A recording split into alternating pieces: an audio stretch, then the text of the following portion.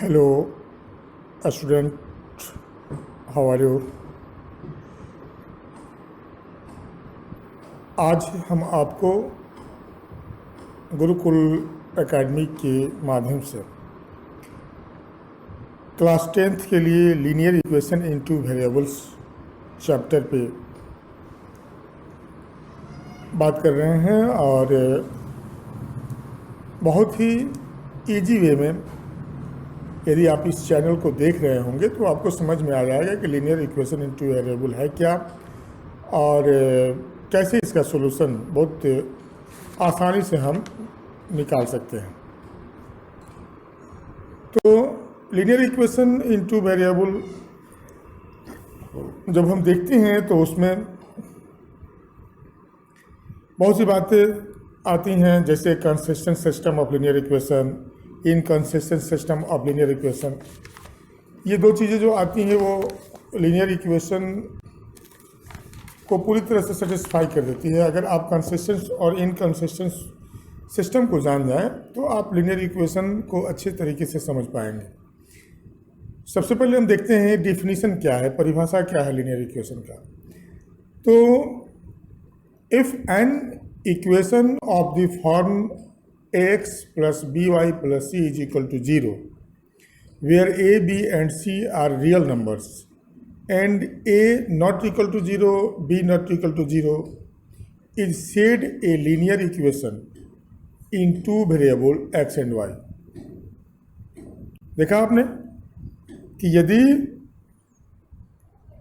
ax plus by plus c is equal to 0 के form में कोई इक्वेशन हो जहाँ पर ए, बी और सी रियल नंबर हो और ए का वैल्यू 0 के बराबर नहीं हो, बी का वैल्यू 0 के बराबर नहीं हो, तो ऐसी इक्वेशन को लीनियर इक्वेशन इनटू वेरिएबल्स कहा जाता है।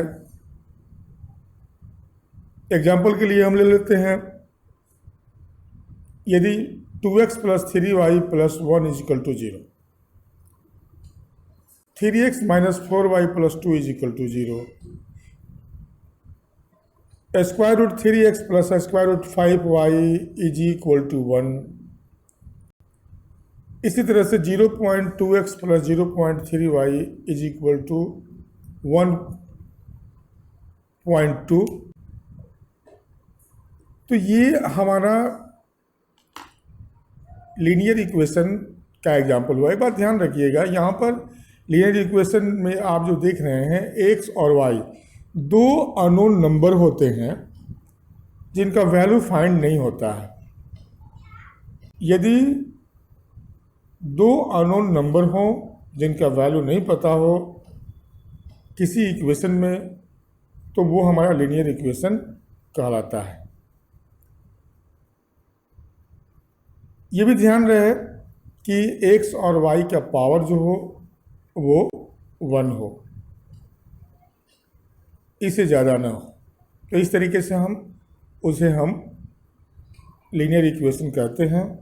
और लीनियर इक्वेशन का जो फॉर्म होता है वो ax plus b y plus c is equal to 0 होता है। तो इस तरीके से हमने लीनियर इक्वेशन। अब एक क्वेश्चन आता है कि so that x is equal to 1 and y is equal to 2 are the solution of x plus y is equal to 3। एक सोल्यूशन मेरे पास आया, एक क्वेश्चन आया कि so that x is equal to 1 and y is equal to 2 are the solution of x plus y is equal to 3।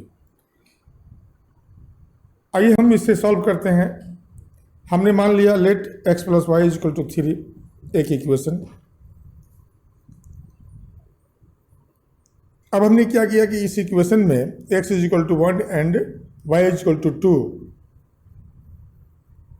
रखा, यानी putting the x is equal to 1 and y is equal to 2 in equation 1 we get. देखिए, एक तरफ x का value 1 हुआ और plus y का value 2 और दूसरी तरफ 3 के 3। तो देख रहे हैं कि 2 plus 1 equal to 3 is equal to 3, यानी कि LHS 3 हो गया और RHS भी 3 हो गया, यानी कि LHS is equal to RHS। और जब LHS is equal to RHS हो गया तो clearly x is equal to 1 and y is equal to 2 are the solution of given equation. ये हमारा प्रूव्ड हो गया, ये सत्यापित हो गया, सेटिस्फाइड हो गया। कि x इज इक्वल टू 1 और y is equal to 2 satisfy करता है x plus y is equal to 3 को। ये हमारा हो गया लीनियर इक्वेशन का एक एग्जाम्पल। आइए अब लीनियर इक्वेशन को हम जब जान गए तो देखते हैं कि consistent system of linear equation क्या है। आप इसे शॉर्ट में कंसिस्टेंट लीनियर इक्वेशन भी बोल सकते हैं। सबसे पहले हम देखते हैं इसका डेफिनेशन। इसका डेफिनेशन होता है कि a system of two linear equations in two unknown variable x and y is said to be consistent if it has at least one solution. कोई जरूरी नहीं है कि एक्स वाई ही हो, और भी कोई नंबर हो, कोई भी हो सकता है अननोन नंबर, लेकिन हमने लिया कि a system of two linear equations in two unknown variable x and y is said to be consistent if it has at least one solution. X और वाई में अगर कोई लीनियर इक्वेशन हो और उसका कम से कम एक सॉल्यूशन निकल रहा हो तो वो इक्वेशन कंसिस्टेंट होता है, वो लीनियर इक्वेशन कंसिस्टेंट कहलाता है। ठीक उसी तरह से inconsistent system of linear equation, इसका डेफिनेशन है कि एक system of two linear equations in two unknown variables x and y is said to be inconsistent if it has no solution at all। अब यहाँ वो इनकंसिस्टेंट कब हो जाएगा? जब उसका कोई सोल्यूशन ना हो, जब उसका कोई सोल्यूशन न मिले तो वह लीनियर इक्वेशन इनकंसिस्टेंट हो जाता है। तो इस तरीके से हमने देखा कि consistent system of linear equation में क्या होता है, एटलीस्ट वन सोल्यूशन होता है, और inconsistent system of linear equation में क्या होता है, तो has no solution at all, उनके पास कोई सोल्यूशन नहीं होता है। और इस तरीके से हमने देखा कि कंसिस्टेंट और इनकंसिस्टेंट ऑफ लीनियर इक्वेशन क्या है। ठीक है, ओके। अब हम देखते हैं simultaneous linear equation in two variables. आप simultaneous linear equation in two variable की बात जब आती है तो आप इसका डेफिनेशन जब देखेंगे तो आपको समझ में आ जाएगा। कहता है कि two linear equations in two unknown x and y are called to form a system of simultaneous linear equations if each of them is satisfied by the same pair of value of x and y. क्या आपने सुना? आपने सुना कि दो linear equation हो जिसमें दो अननोन एक्स एंड वाई के रूप में है, और इन्हें सिमुल्टेनियस लीनियर इक्वेशन कहा जाएगा यदि इनके जो वैल्यू होंगे वो दोनों इक्वेशन को, दोनों लीनियर इक्वेशन को सेटिस्फाई करेंगे। एग्जाम्पल के लिए ले लेते हैं कि x minus y plus 1 is equal to 0 and दूसरा equation 3x plus 2y minus 12 is equal to 0। ये दोनों लीनियर इक्वेशन हैं। By substitution we get, by substitution x is equal to 2 and y is equal to 3.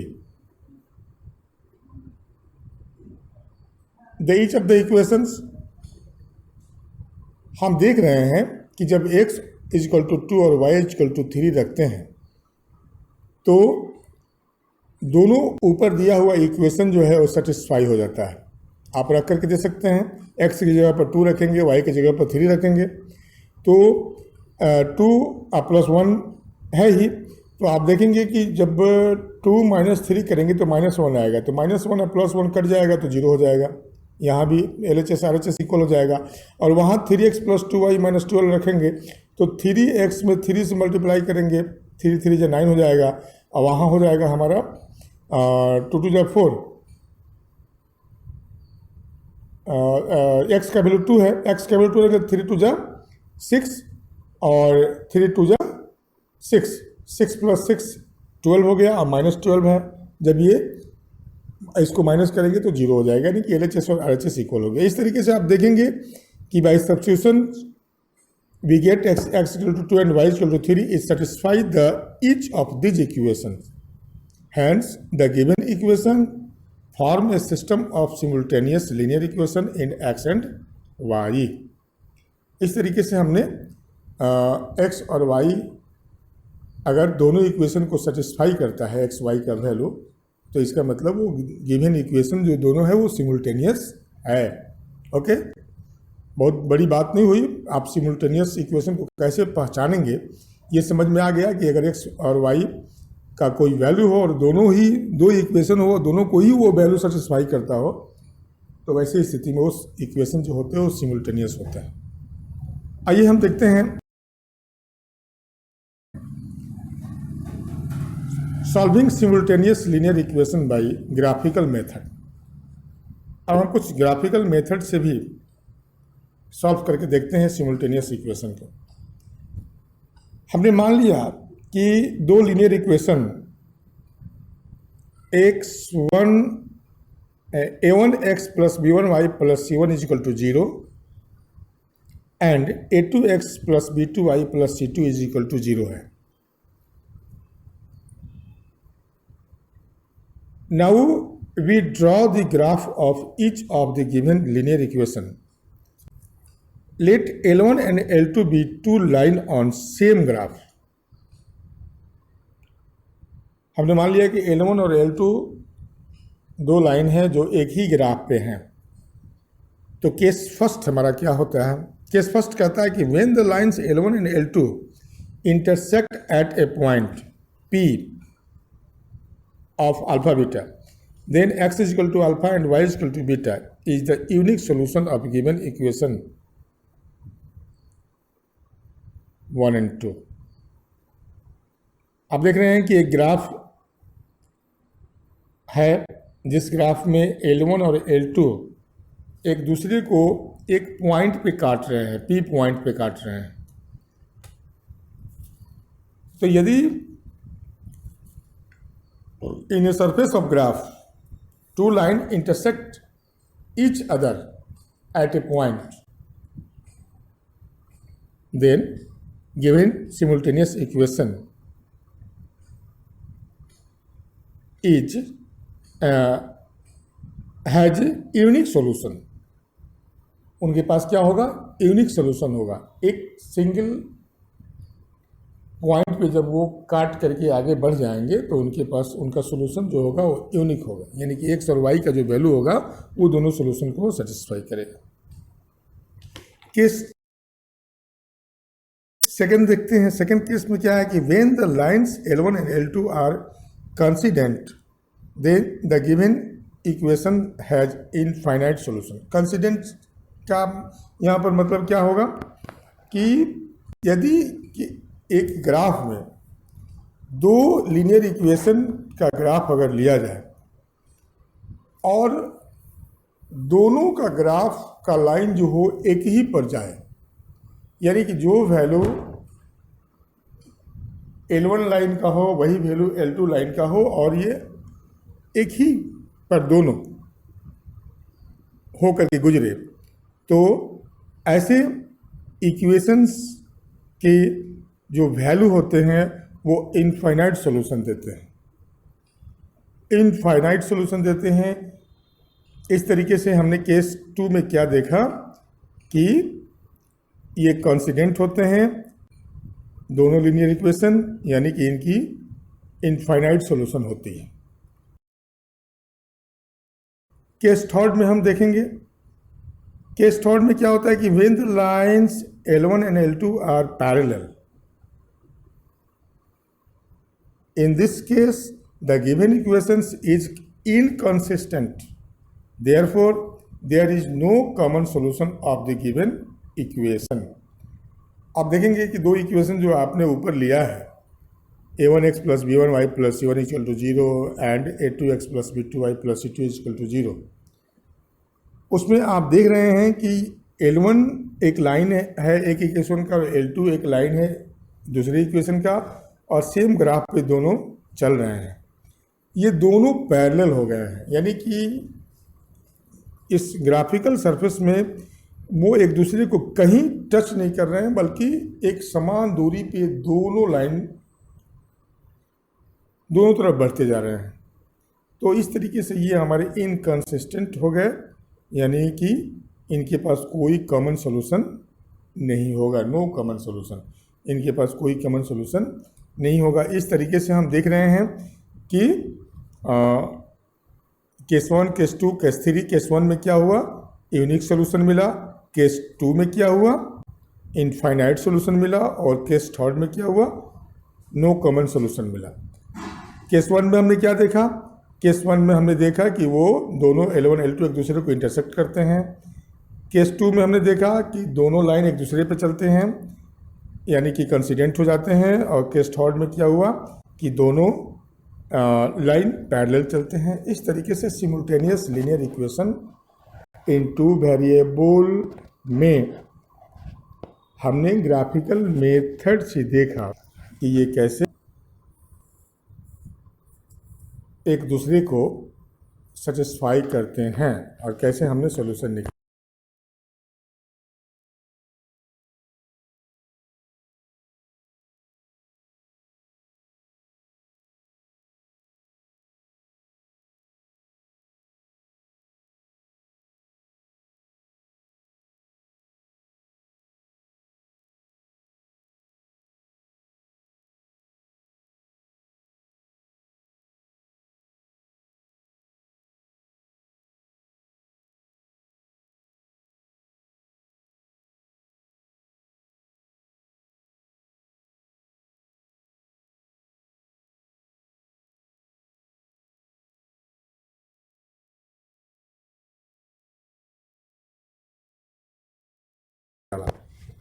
तो कैसा रहा ये आपका